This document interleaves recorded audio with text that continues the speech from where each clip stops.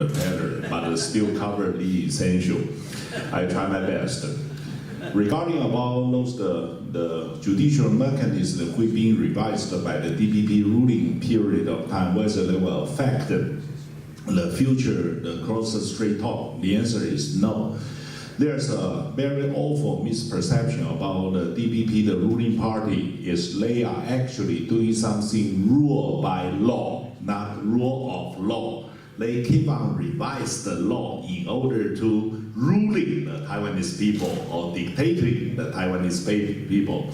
They keep on changing the rule.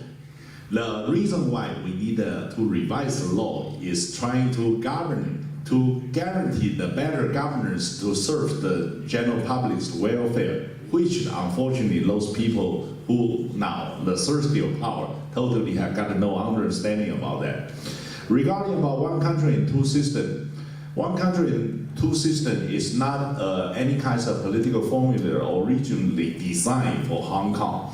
Now, it's actually gradually formed in the early 1983 or 1984. So now the problem is that when the Madame Thatchers who went to the Beijing and negotiate the future of Hong Kong, it's somehow like there's a gun designed for Taiwan, and suddenly you just shift that gun and to let the Hong Kong and Macau to wear that. So I would argue that the people in Taiwan, they have a good reason to justify their distrust about why these political formulas that can shift so quickly. Also, the true definition, there's no precise definition about one country, two systems, because there's a lot of political terms that promised ever said by Ye Jianying, Jiang Zemin, Hu Jintao, whatsoever. So all this kind of definition about one country system actually is drifting. So also the DPP, they got a different interpretation. So there's something with the same name but the various, the interpretation and the definition. There's no standard definition about one country, two system. But now the one country, two systems now is, declined by people in Taiwan. Actually, we are doing something so secretively, become two country, two system. But unfortunately, the DPP government, they revised the law and make us very, very similar to the socialist regime, become two country, one system. So if they want to pursue the Republic of Taiwan, I would rather say someday they will eventually reach the People's Republic of Taiwan. So this is something quite sad, perhaps the true alliances about the Communist Party is the DPP.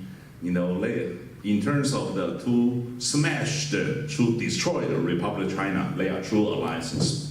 So perhaps this is the training process for the people used to be the socialist dictatorship before eventually to accommodate by the socialist regime. By those that they keep on, put the restraint. To put a restriction on the general public, the freedom of expression. There's a lot of cross-strait interaction. The future, for us is quite sad. But be honest with you, if you accuse those socialist party, the Communist Party are not so reliable, let me tell you something. We are also not reliable. If we are not vicious enough, how can we keep survival for over about 70 years in the past 7 years?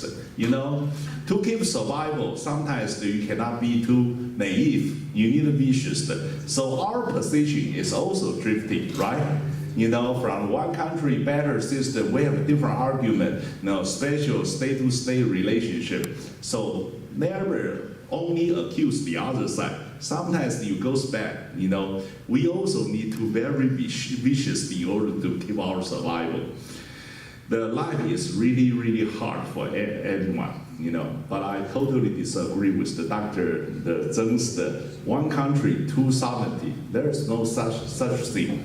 My wife said there, if I dare to say one marriage but two wives, I'm going to die immediately.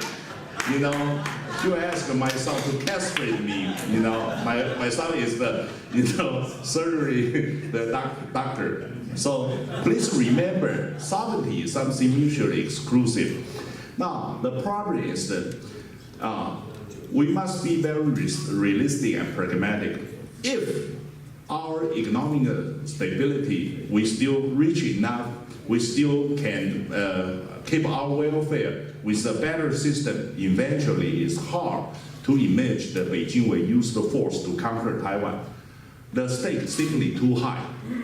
One of the reasons the former East Germany totally collapsed, being absorbed by the Republic of Germany, because they totally failed. You know, as long as the regime of the Republic of China, you know, still active and produce the welfare for the people, will remain survival. But unfortunately, the current government, you know, our dear leader, our beloved leader of Tsai Ing-wen, goes toward the opposite direction. Very sadly to say that. Thank you.